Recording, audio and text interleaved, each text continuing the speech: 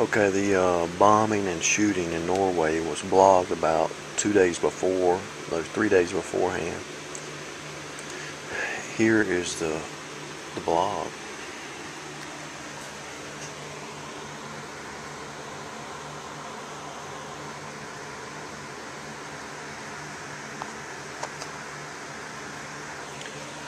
I'll put the link on the video. So evidently, and I saved a copy of this because they'll probably delete it, but this was 2 days before or 3 days before this bombing. You can see here, Russia Today on July 23rd reported the bombing. Friday's event was on the 22nd. This blog was written on the 20th. So it says a bomb ripped through Oslo's central government district Friday, killing 7 people. Police said, I'm going to go ahead and read this because they'll probably delete this. It's 2 days before it happened.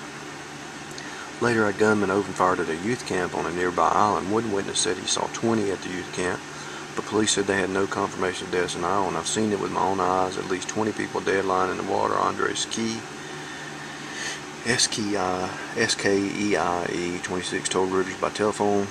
He said he had gone to Utoya Island with his boat to help people evacuate the island after the shooting. Police declined to comment on the casualties at the youth camp northwest of Oslo. State television said the man was arrested. The Oslo bomb blew out the windows of the Prime Minister's building, damaged the finance and oil ministry, scattered glass and masonry across the streets. A Reuters witness said he had seen soldiers taking up positions around the center of the capital, while police said they feared they might have big explosions at the youth camp. With police advising people to evacuate central Oslo, apparently in fear of more attacks, Prime Minister Jens told Norway TV2 television in a phone call that the situation was very serious. The police told him not to say where he was speaking from. It exploded. It must have been a bomb. People ran in panic.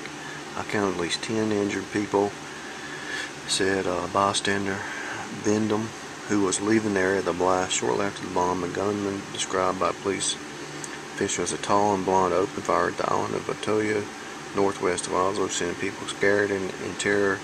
The target was youth camp of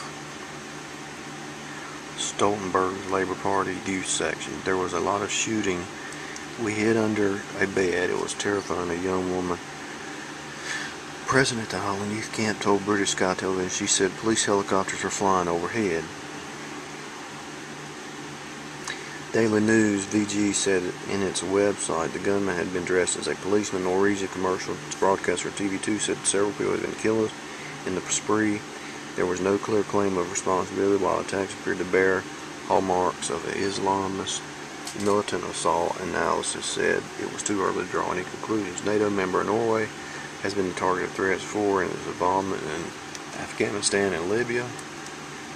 The attack came just over a year after 3 men were arrested on suspicion of having links to Al-Qaeda.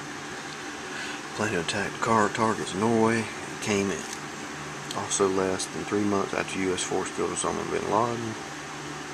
Violence or the threat of it has already come to the Nordic states. A botched bomb attack took place at the Swedish capital, and the bomber was killed. Denmark has received repeatedly threats. Oslo blast tore the facade of a 17-story central government building, blowing out most of the windows and scattering shards of metal and debris for hundreds of meters. The building of a publisher, which recently put out a translation of the Danish book on Muhammad cartoon country, was affected, but was apparently not the target. The blast scattered debris across the streets and shook the entire city center at around 3:30 p.m. A Reuters witness saw 8 people injured, 1 covered in a sheet and apparently dead.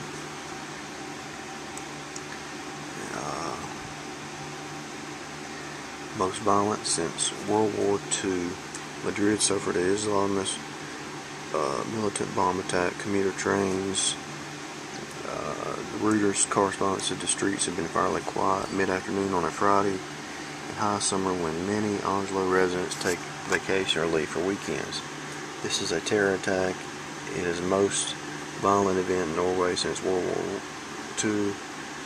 The district attacked the very heart of the power in Norway. Nearby ministries were hit by the blast. Let's see what else it says. The attack followed weeks later by the arrest in July. Northern police arrested 3 men for alleged plot. John Drake, senior risk consultant, London-based consultant. It may not be too dissimilar to the terrorist attack in Stockholm. Let's see. Political evidence is virtually unknown in a country known for awarding the Nobel Peace Prize and mediating conflicts, including the Middle East and Sri Lanka.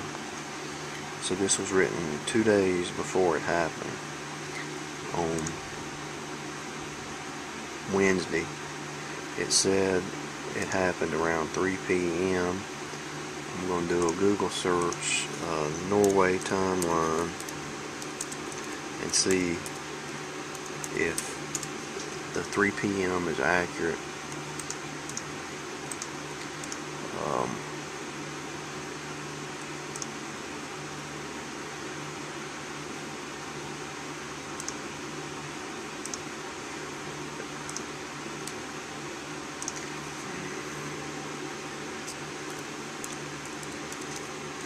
What I'm doing now is trying to see if this thing was planned, because they said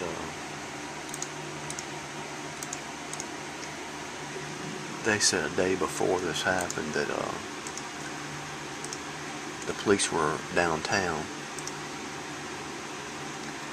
So okay, at 3:26 p.m.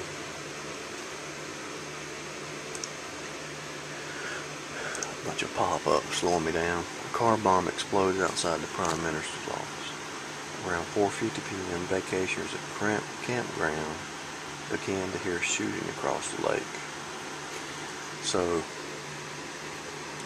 3:30, 4:30, an hour and 20 minutes.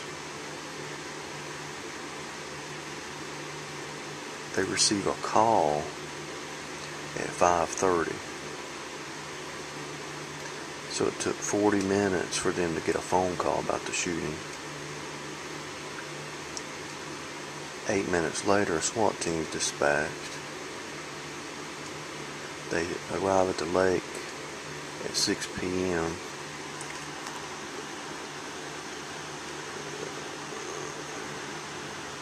So it took them an hour and 10 minutes to get there.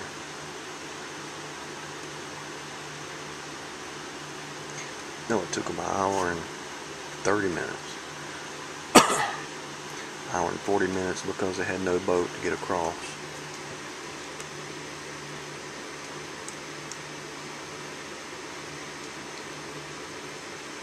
It took them 2 minutes to stop him.